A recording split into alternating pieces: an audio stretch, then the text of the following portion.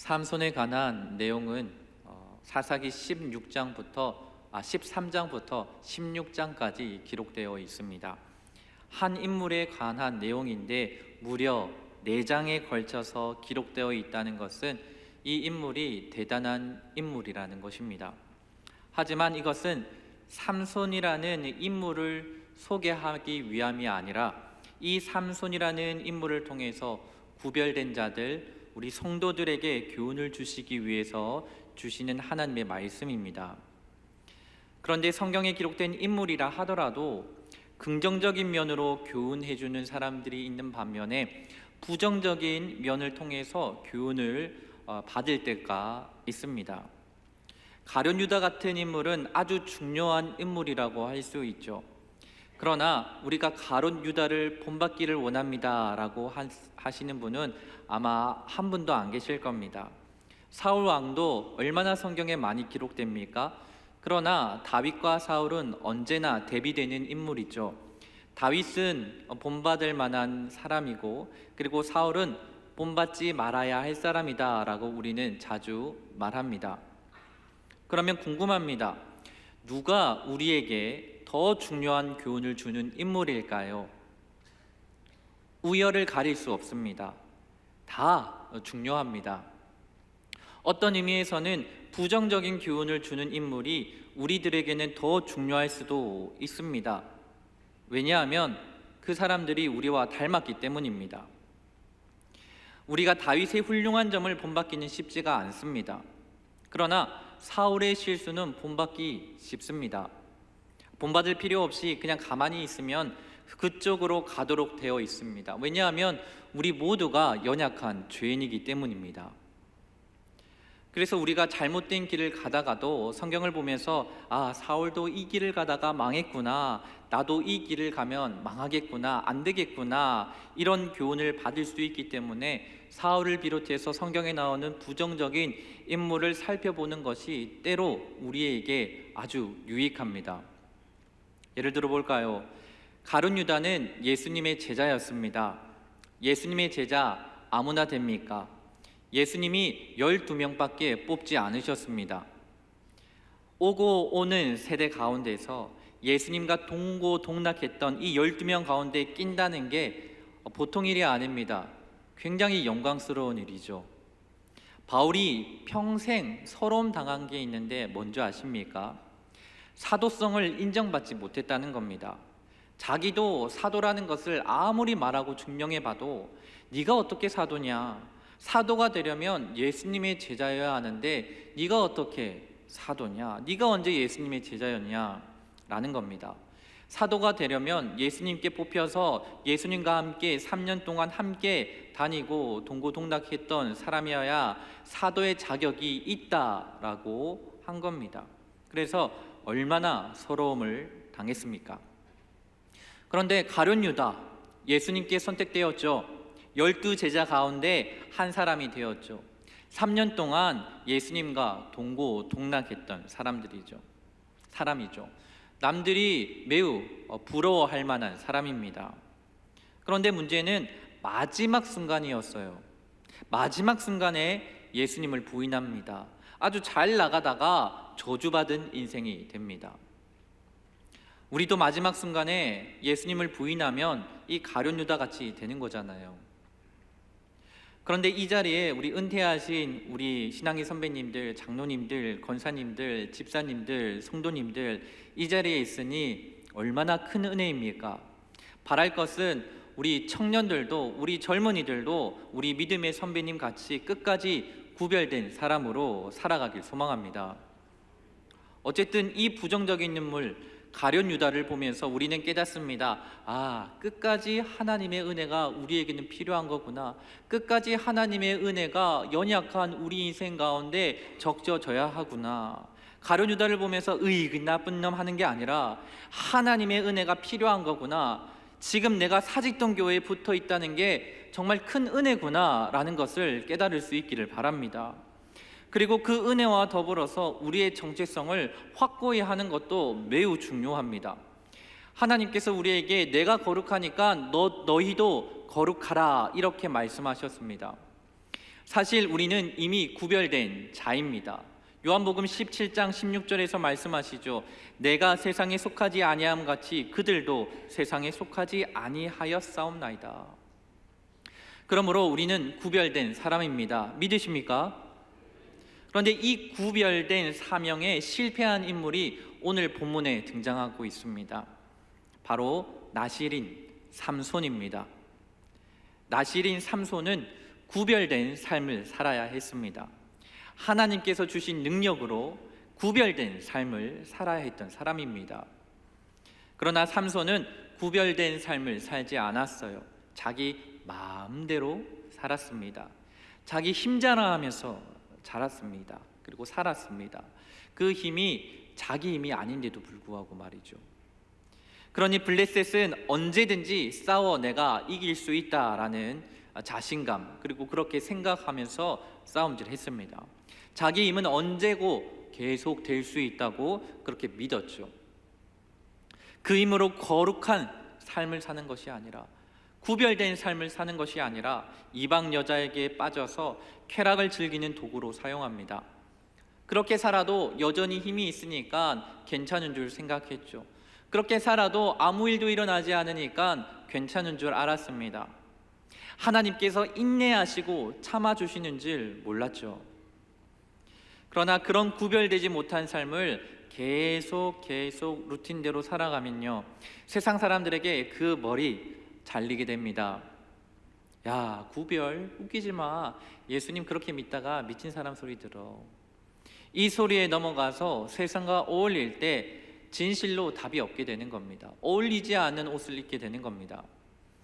삼손이라는 인물은 바로 이런 부정적인 면으로 교훈을 주는 인물입니다. 오늘 이 말씀을 통해서 하나님께서 주시는 교훈을 받아서 마음에 새기는 시간 되시기를 축복합니다. 삼손은 그 인생이 엉망진창이었습니다. 하나님의 은혜와 하나님의 사명을 분명히 받았는데 그 은혜와 사명을 감당하지 못한 대표적인 사람입니다. 우리도 인생을 엉망으로 살 수 있죠. 그게 너무 쉽습니다. 가르쳐주지 않아도 왜 그렇게 쉽습니까? 은혜를 헛되이 하고 사명을 내팽겨친 사람으로 사는 것이 쉽습니다. 그래서 그런 연약한 우리는 삼손을 통해서 배워야 합니다. 삼손은 20년간 이스라엘의 사사였습니다. 사사가 뭐 하는 사람입니까? 적의 압제로부터 이스라엘 백성들을 구하기 위해서 하나님께서 보내신 지도자입니다. 왕이 없던 시대입니다. 그러니까 특별한 시대에 특별한 사명을 감당할 수 있도록 특별한 능력을 하나님께서 이 삼손에게 부어주셨습니다. 그러니까 삼손은 부족한 것이 없었고 초자연적인 힘이 있었고 탁월한 능력을 가진 사람이었습니다. 그러나 이 자리에 삼손 닮고 싶은 분 계십니까? 라고 하면 아마 없을 겁니다. 그런 삼손을 성경은 참 길게도 표현하고 기록하고 있습니다. 삼갈 같은 이 사사는 성경에 딱 한 절 기록되어 있습니다. 소모는 막대기로 블레셋 사람 600명을 쳐 죽인 사람인데 굉장한 사람이죠. 그가 사사가 되어서 이스라엘을 구원한 정말 귀한 인물이 되었습니다. 그런데 딱 한 절입니다. 돌라는 2절, 야일은 3절, 입산도 3절, 엘론은 2절, 압돈도 3절밖에 기록되어 있지 않아요. 이 사람들이 삼손보다 못한 사사였습니까? 아니죠. 모두가 한 시대의 이스라엘을 구원해낸 그런 지도자였습니다. 그런데 이런 성공한 사사들에 대해서는 아주 간단하게 언급하면서 이 삶이 엉망진창인 삼손에 대해서는 이렇게 장황하게 길게 기록하고 있습니다. 왜일까요? 우리와 가장 닮았기 때문 아닐까요? 그래서 우리는 그 길 가지 말라는 겁니다. 우리는 삼손이 실패한 그 실패 반복하지 말라는 겁니다.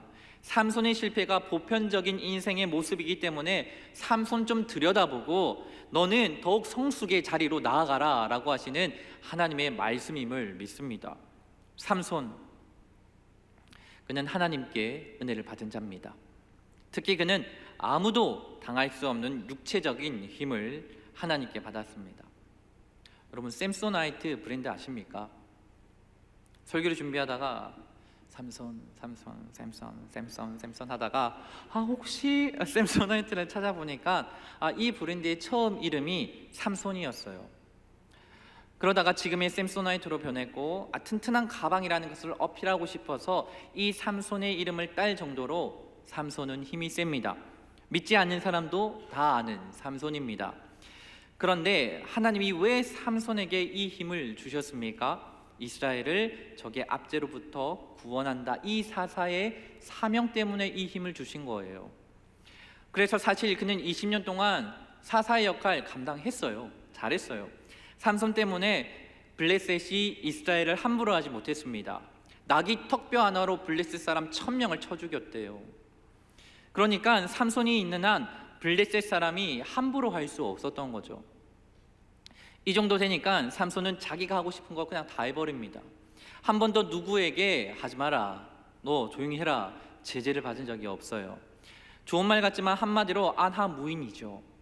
삼손이 태어날 때부터 나실인으로 태어났습니다. 그의 부모가 계시를 받았죠. 오늘 13장에 읽었던 내용처럼요. 나실인이란 하나님으로부터 성별된 자, 구별된 자로 머리에 칼을 대지 않죠. 삭도를 대지 말고 포도주와 독주를 입에 대지 않습니다. 그리고 시체를 가까이 하지 않습니다. 그런 구별된 사람이었습니다. 그런데 결론적으로 이거 다 어겨요. 삼손보다도 하나님의 뜻을 따라 태어난 사람이 어디 있습니까? 아니, 하나님의 사자가 나타나서 계시를 했습니다. 이 아이는 나신이로 구별된 사람이다.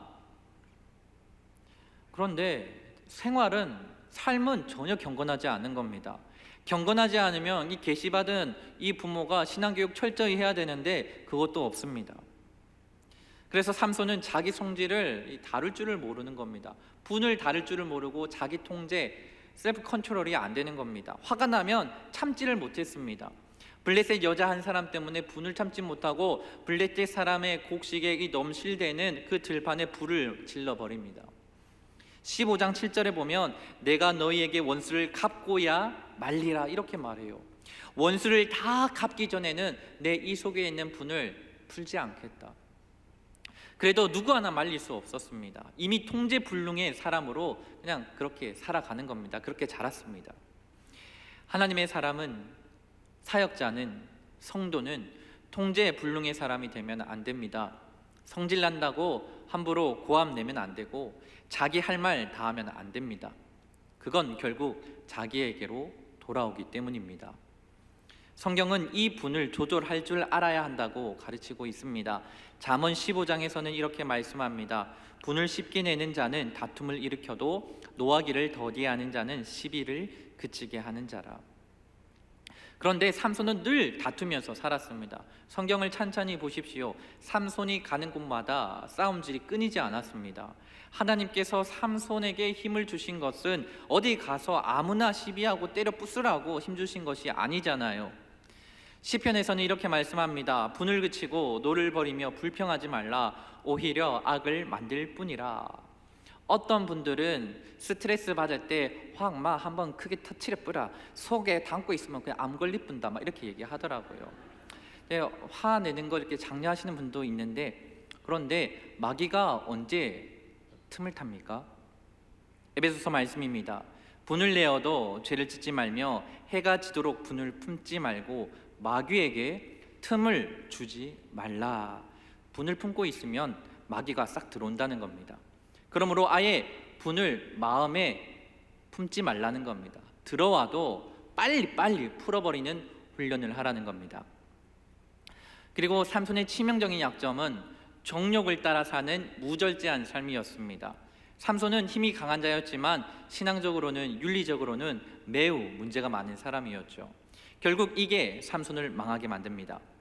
힘은 장사인데 신앙적인 이 결단력은 빵점인 겁니다. 들릴라와 있었던 일을 예로 들어봅시다. 블레셋 사람들이 들릴라라는 여자를 통해서 도대체 삼손의 힘이 어디서 나오는지 알아야 한다. 네가 한번 알아봐라. 돈 어떻게 많이 줄 테니까 알아봐라 라고 말합니다. 그래서 이 들릴라가 삼손에게 묻죠. 당신이 나를 사랑한다면 내게만 하지 말까요? 당신이 나를 사랑한다면 내게만 가르쳐줘요. 당신 이미 어디서 나오는 거죠? 이렇게 웃을 일이 아닌데. 네. 근데 가르쳐 줄 수가 없죠. 이 여자는 블레셋 여자입니다. 삼손 바보 아닙니다. 그러니까 가르쳐 주지 않고 이렇게 말합니다. 마르지 않는 푸른 칡넝쿨로 7번 묶어버리면 나는 보통 사람처럼 됩니다. 이렇게 말하죠. 그래서 들릴라가 삼손이 잘 때 칡으로 7번 꽁꽁 묶습니다. 블레셋 사람들을 매복시켜 놓고 이 삼손을 깨웁니다. 보소 보소, 블레셋 사람들이 당신 잡으러 왔어. 그러니까 삼손이 벌떡 일어나서 힘을 한번 착 주니까 칡넝쿨이 끊어지는데, 성경의 표현대로 하자면 불에 탄 삼실같이 끊어져 버리더라는 겁니다. 자, 그러면 들릴라가 어떤 여잔지 이 삼손이 모를까요? 판명된 거잖아요. 이 요망한 거 내가 간첩인 줄 알았어. 내가 딱 봤을 때부터 좀 이상하게 생겼어. 막 이렇게 해야 되는데, 그런데도 삼손은 이 여자를 자기 품에 안습니다. 들릴라가 더 끼를 부렸죠. 여기서 제가 더하면 말씀에 집중이 안 될 것 같아요. 그냥 읽을게요. 당신이 나를 이렇게 희롱할 수 있습니까? 날 사랑한다면서 어떻게 내게 거짓말할 수 있습니까? 이제 말해줘요. 어떻게 하면 당신을 꼼짝 못하게 묶을 수 있죠? 아, 3줄로 나를 묶으면 됩니다. 그러자 또 3줄로 꽁꽁 묶어서 블레셋 사람이 잡으러 왔어 하니까 벌떡 일어나서 힘 한번 탁 주니까 탁 끊어지는 겁니다. 그래도 삼손은 정신을 차리지 못하죠. 들릴라가 또 끼를 부립니다. 그러자 삼손이 머리털 7가닥을 배틀실로 엮여가 섞어가지고 하면 이렇게 힘을 못 쓴다라고 거짓말을 합니다. 이런 식으로 들릴라의 요청은 집요하게 계속됩니다. 성경은 이렇게 말씀합니다. 날마다 그 말로 그를 재촉하여 쪼름에 삼손의 마음이 번뇌하여 죽을 지경이라. 여기서 우리가 어떤 교훈을 받을 수 있습니까? 죄의 유혹은 빨리 끊어야지 머뭇거리다가는 삼켜 버리게 된다는 겁니다. 먹히게 된다는 겁니다. 삼손은요, 처음부터 가르쳐 줄 생각이 없어요. 가르쳐 줄 생각이면 처음부터 가르쳐 줬겠죠. 가르쳐 줄 생각이 전혀 없었습니다. 삼손 바보 아닙니다. 그냥 놀리고 장난쳤던 겁니다. 그리고는 자기 자신을 믿었던 거죠. 네가 아무리 그래도 이것만은 가르쳐 줄 수 없지, 장난하니? 이랬을 거예요. 그런데 조금씩 시험에 빠져 들어가는 자신을, 이게 자기는 몰랐던 거죠. 육신의 정욕으로 짓는 죄가 이런 결과를 낳습니다. 우리 모두 기억하시기 바랍니다. 어느 누구도 내가 이것 하다가 이 구덩이에 빠질 거다라고 하면서 죄 짓기 시작하는 사람 없습니다. 처음에는 죄 같지도 않습니다. 그 정도면 모든 사람이 다 하는데 집사도 다 하고 권사도 다 하고 장로도 다 하고 목사도 다 하는데, 그 정도면 누구나 다 할 수 있는 것 아닌가? 누구나 이해할 수 있는 일 아닌가? 그러나 사람은 조금씩 약해지는 것이고 조금씩 유혹의 늪에 빠져가게 들어가게 되는 겁니다.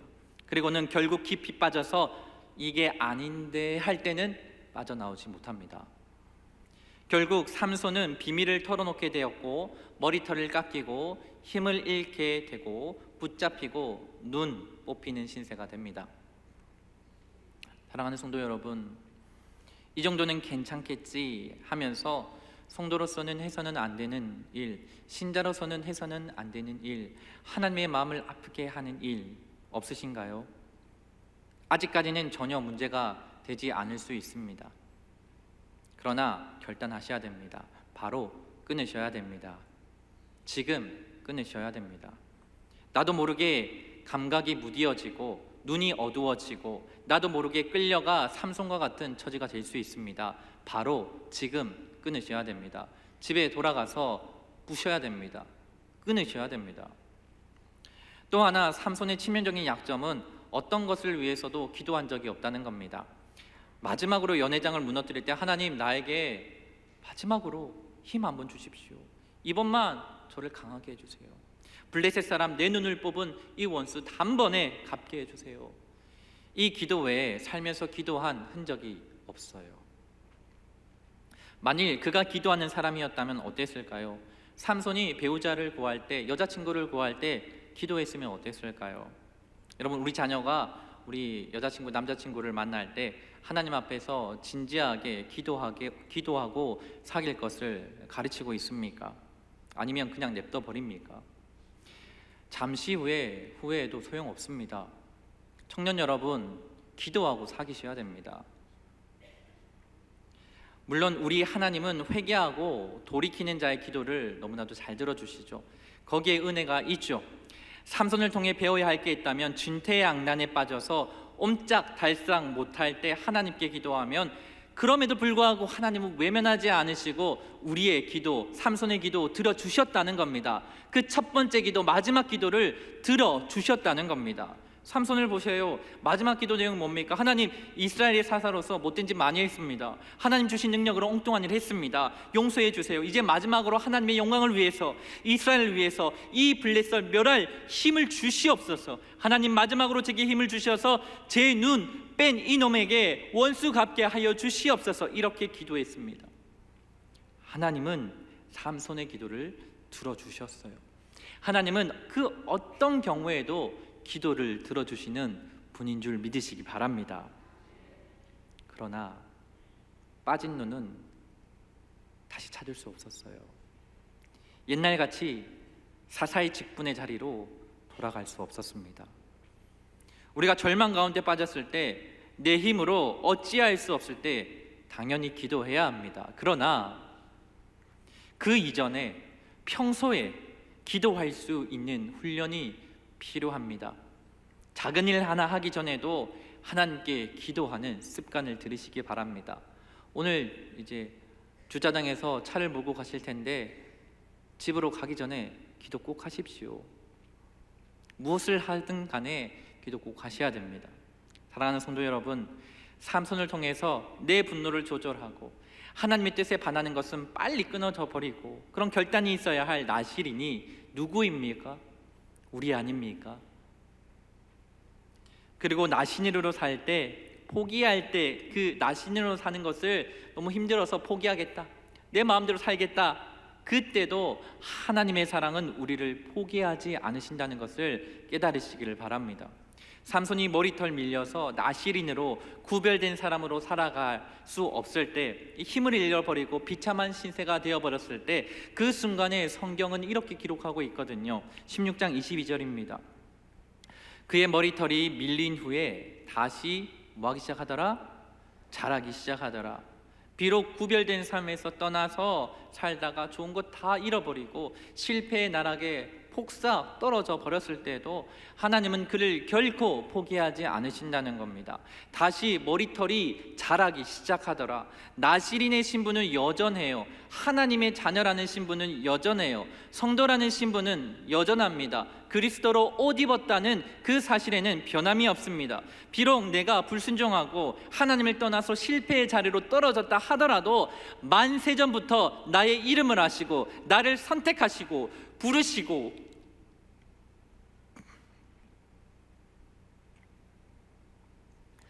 자녀 삼아 주신 그 신분은 여전하다는 겁니다.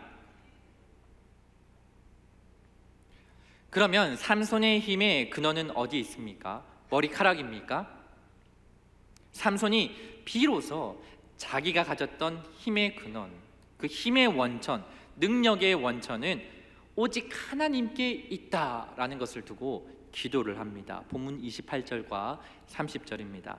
삼손이 여호와께 부르짖어 이르되 주 여호와여 구하옵나니 나를 생각하옵소서. 하나님이여 구하옵나니 이번만 나를 강하게 하사 나의 두 눈을 뺀 블레셋 사람에게 원수를 단번에 갚게 하옵소서. 그 결과 삼손이 죽을 때에 죽인 자가 살았을 때에 죽인 자보다 더욱 많았더라. 아멘. 그동안 우리가 구별된 삶을 살지 못해 잃은 것이 있습니까? 그러나 하나님은 잃어버린 것보다 더 큰 곳을 항상 준비해 놓고 계시는 분이심을 믿으시기 바랍니다. 하나님께 힘이 있습니다. 다만 너는 나실인이다, 구별된 삶을 살기 위해 애쓰기만 하면 내가 더 큰 은혜를 베풀리라, 이 하나님의 마음과 사랑은 여전하다는 사실을 우리가 늘 기억해야 될 줄 믿습니다. 사랑하는 성도 여러분, 우리는 예수님 믿는 사람입니다. 우리는 그리스도인입니다. 그리스도인으로서 구별된 삶을 살아서 능력의 원천이신 하나님께 이 시대의 나실인으로 인정받고 하나님의 능력으로 사시는 우리 교회 모든 성도님들 다 되시기를 주 예수 그리스도의 이름으로 축복합니다.